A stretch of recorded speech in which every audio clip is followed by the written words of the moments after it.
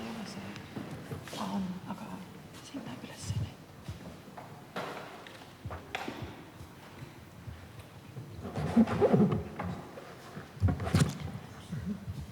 Aitäh, Reet. Et nüüd Enutile lisandus siis ka ettevõtluskõrgkooli Mainori ja Swedbanka esindajad. Et Vana-Kreeka filosoof, klassik Demokritos ütles kunagi, et naise kaunidus seisneb selles, kui ta võimalikult vähe räägib. Kui tänapäeval sellise lausega ütleme oma sellist etteastet alustada, siis ja kui see oleks mees, siis kindlasti kõikide naiste ihukarvad tõuseksid püsti. Aga kuna ma olen naine ja naisena sellist filosoofi tsiteerisin, siis siin on ka põhjus, et mina olen Aetkull ettevõtluskõrgkoolist Mainor, aga ma siis kutsusin eluaegse statistiku, kes juba sündidest saadik luges numbreid ja üle 30 aasta on töötanud erinevates asutustes ja momendil peaanalüütikuna, ehk siis me koos viime läbi seda esitlust. Ja lähme kohe siin jätkame Reeda poolt üstitatud teemat, palgalõhe. Et Eestis palgalõhe naised versus mehed on 21% ja ärisektoris on 24%. Ja ennem kui ma käsitlen brutotulu, siis ma palun Tõnul kiirelt defineerida, et mis on palgalõhe ja mis on brutotulu, sest et me nendest kahest mõistest hakkame rääkima. Ma loodan, et sa ütled ka seda, et palgalõhe on vähenenud. Naiste ja meeste palgalõhe. Aga vahe on selles, et brutotulu erinevus tähendab seda, et kui me võtame kogu majanduses mehed ja naised, nende selline palgasumma, siis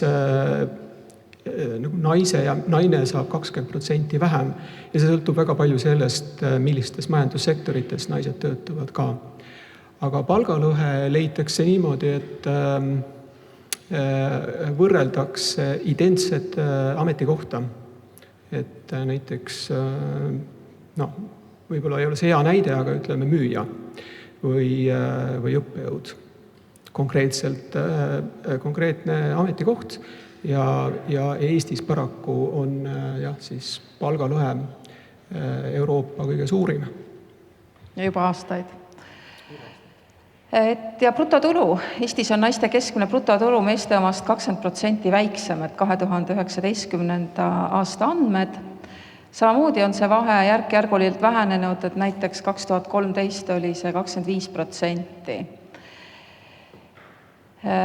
Kui me aga vaatame elanikkonnagruppide kaupa, siis 50–62 naiste brutotulu on meeste omast võib öelda ainult 15% väiksem.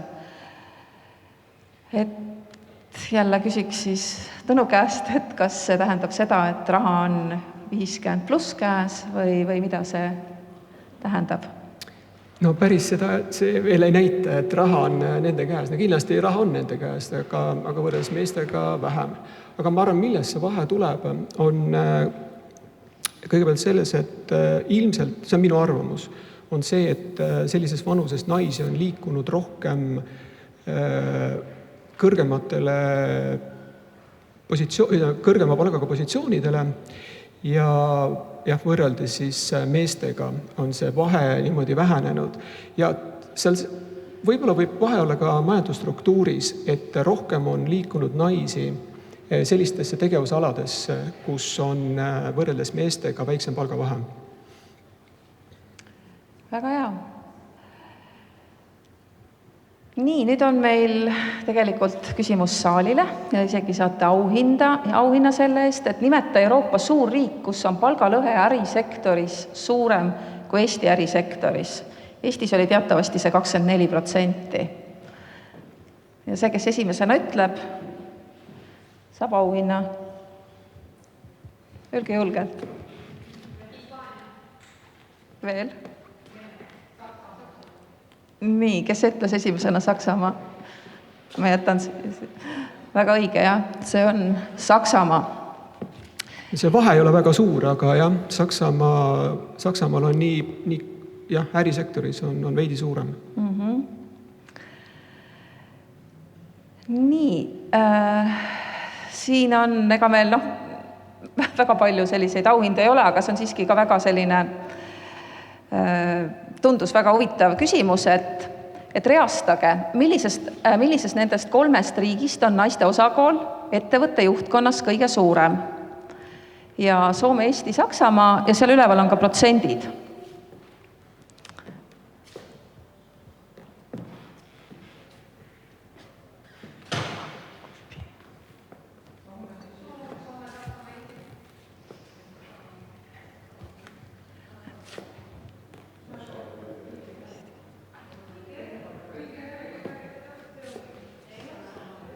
Ei ole?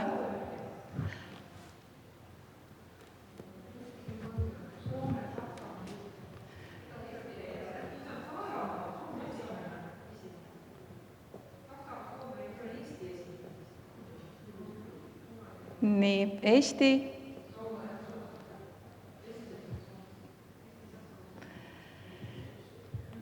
Nii, et see on tõesti statistika, kes see lõpuks siis ütles, võib-olla siia siis saab. Aha. Ja Tõnule küsiks Tõnu käest, et millega seda seletad, et samas on ju Soomes lausa kvoodid kehtestatud, et kuidas, ma ei usu, et nüüd statistika valetab. Ju siis kvoodid ei tööta, ma arvan, see tähendab seda, aga tegelikult milles võib see põhjus olla?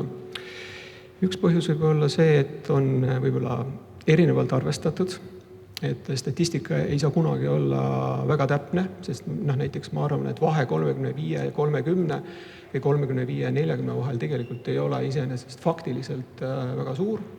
Aga teine põhjus, mis on üle maailma, on see, et mida suurem ettevõte, seda vähem on naisjuhte, tippjuhte.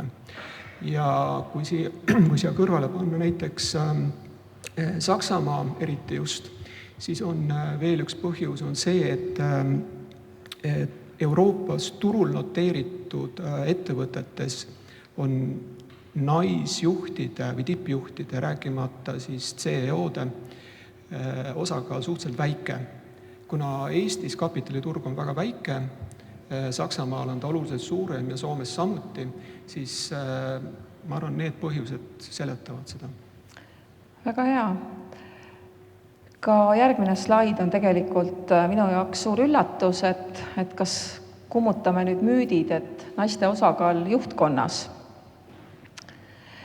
Et paneb imestama tõesti, et Aasias ja Ida-Euroopas on nii suured protsendid ja Tõnu on meil jälle siin kommenteerimas.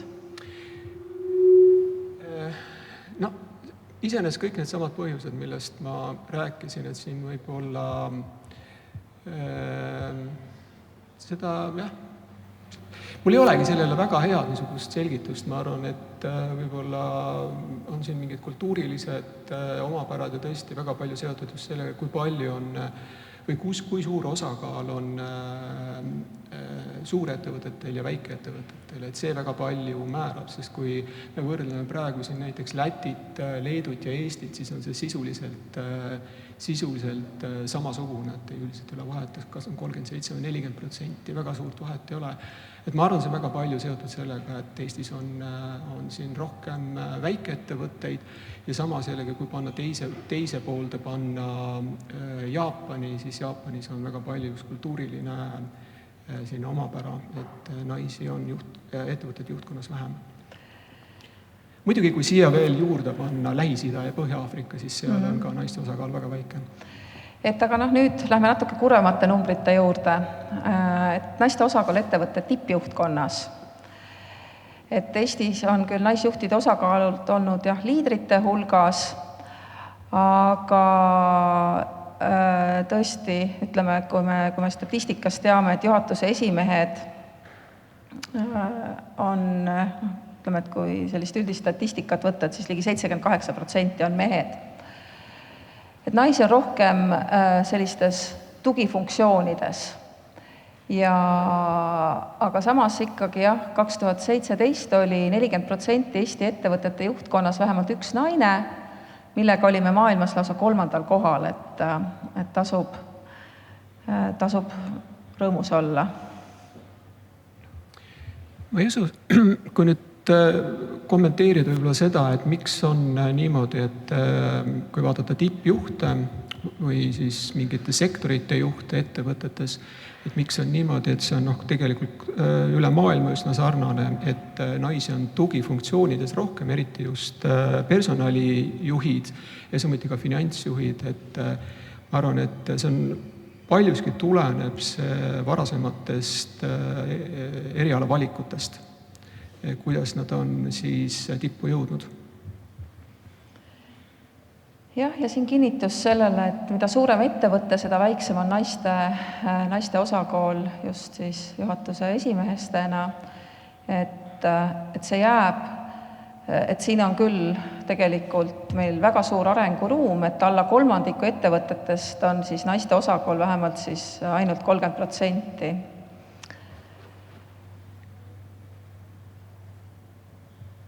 Nii, aga jah, et samas me teame, et sooliselt tasakaalustatud juhtkonnaga ettevõtete majandustulemused on tunduvalt paremad. Miks? Ja selle kohta on tehtud ka erinevaid analüüse, et siin on välja toodud võib-olla niisugused olulisemad põhjused, suurem tootlikkus, paremad võimalused meelitada ettevõtetesse talente, suurem loomingulisus, parem ettevõtte maine, aga kui nüüd nende 4 kategooria taha vaadata, siis võib-olla selline, me ei peakski vaatama seda, et kas on naisjuhtide osakaal või naiste osakaal ettevõttes, vaid et see ettevõte oleks võimalikult mitmekesine, nii sooliselt, rassiliselt kui ka seksuaalselt sättumuselt. See tekitab sellise vaikimisi, kuidas öelda, mitte, võib-olla ei ole õige öelda konflikti, aga pigem sellise pinge, et kui ütleme, ettevõttesse valitakse pidevalt aastate jooksul kas juhile sobivaid sarnaseid inimesi, siis tekib selline kergelt niisugune mugavuskeskkond. Ja parem on see, kui on selline erinevate inimeste poolt loodud organisatsioon, kes siis omavahel tekitavad natuke teistsuguse sünergia. Nii, aitäh. Ja lähme nüüd siis töötuse määra juurde, et jälle on küsimus, et kumb on väiksem, kas naiste või meeste töötuse määr. Et siin küsimus saalile, et on võimalik viimane auhind võita. Meestel on suurem, jah. Miks te arvate nii?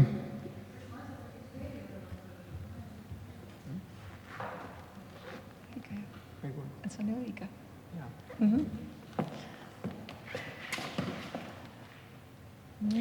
Ja meeste tööpuudus on olnud pidevalt suurem, oli küll eelmisel aastal oli selline erand, tõesti kui vaadata viimase 20 aasta statistikat, siis oli naiste tööpuudus veidi kõrgem kui meestel, aga see on paljuski seotud majandusstruktuuriga ja tegelikult ka sellega, et kui vaadata näiteks ka haridustaset, siis üldiselt on ka statistika selline, et kõrgharidusega töötajate töötuse määr on väiksem ja Eestis lõpetab juba vähemalt viimase 20 aasta jooksul naisi rohkem, on kõrgharidusega naisi.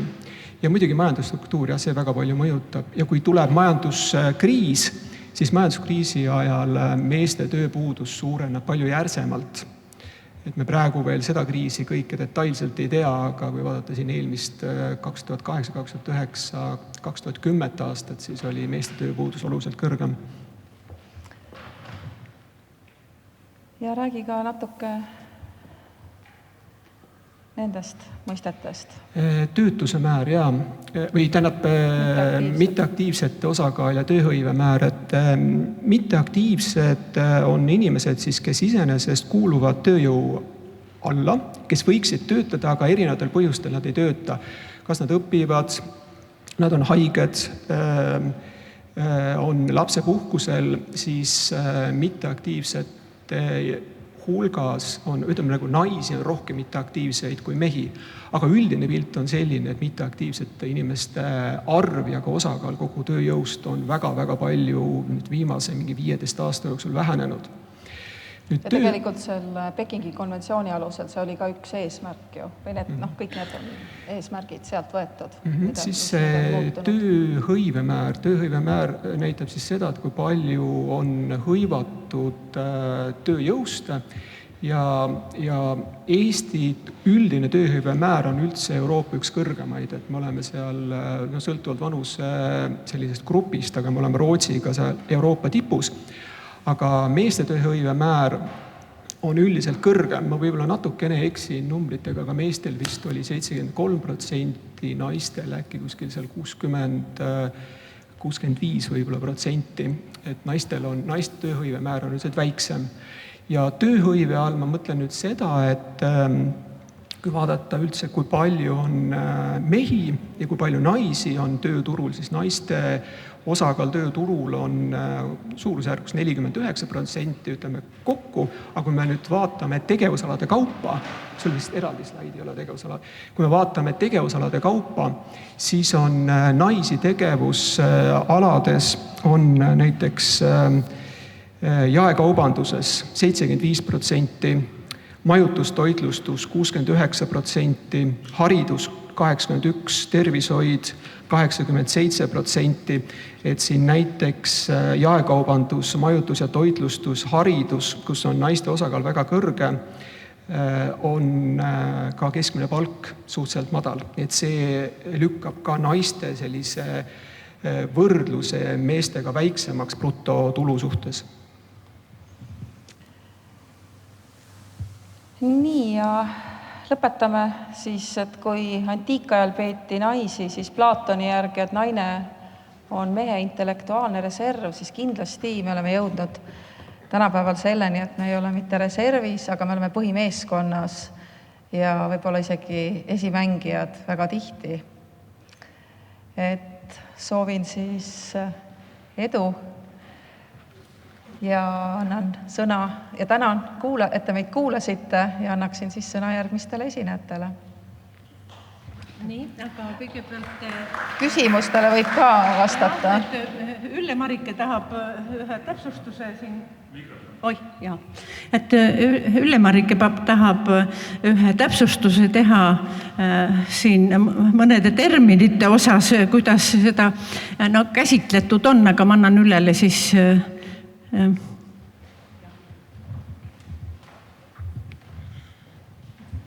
jah, aitäh. Et kuidas ma ütlen, see terminid on ilmselt erinevates kogukondades erinevad.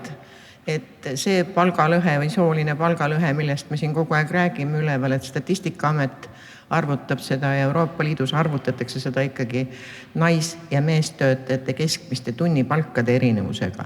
Et see ei näita mitte kunagi seda, et kas mingi sama ameti või sama selle töötajad saavad võrdset või ebavõrdset palka. Ja see, et Eestis nii suur on kindlasti seotud Eesti niisuguse majandusstruktuuriga. Meil on lihtsalt protsentuaalselt hästi palju lasteaiaõpetajaid ja haridusi. Et lihtsalt seda, et miks pärast on tootev töö rohkem hinnatud kui mitte tootev töö. Siis ta ei ole omavahel võrreldav. Kui võrreldakse üldist palkade erinevust, siis see palgalõhe ei näita ju suurt midagi eriti. Ega ma ütlengi, et ta näitabki seda, et meil IKT valdkonnas on lihtsalt palgad kõrgemad kui haridusvaldkonnas. Sest näiteks jällegi, kui on öeldud, et kõige suurem palgalõhe on Eestis finantssektoris siis me ise oleme, kuna ma olen finantssektorist, siis me oleme ise otsinud seda, et kus see palgalõhe kõige suurem võib olla ja on tõesti mõndade positsioonide juures on see palgalõhe, aga ta on vähenenud. Jah, aga see ongi see kurb lugu, et jõuab ühiskonda sõnum, nagu oleks see sama töö eest palgalõhe olemas. Ei ole ju. See oleneb sellest, misuke hierarhia on organisatsioonis. Ma arvan, et finantssektoris ja võib-olla meditsiinis on see tippkirurgi ja hooldajatöö vaheastmed lihtsalt suuremad. Aga küsimus on selles, et see ei ole kunagi sama ametimeest või võrdse töö eest mingisugune palgalõhe. Aitäh! Nii, aga igal juhul aitäh teile, meil on hea meel, et kui meil on naised ja majandusteema, et Swedbank on väljas ja me loodame, et saame tulevikus edasi diskuteerida. Ja nüüd siis ikka ka väike tänu. Siin on üks naiste ajalooraamat, kas sul on see? Siis sul on üks. Ma oletasin seda, et sul on üks teine tänu. Nii. Kas jäi üks kingitus sinna?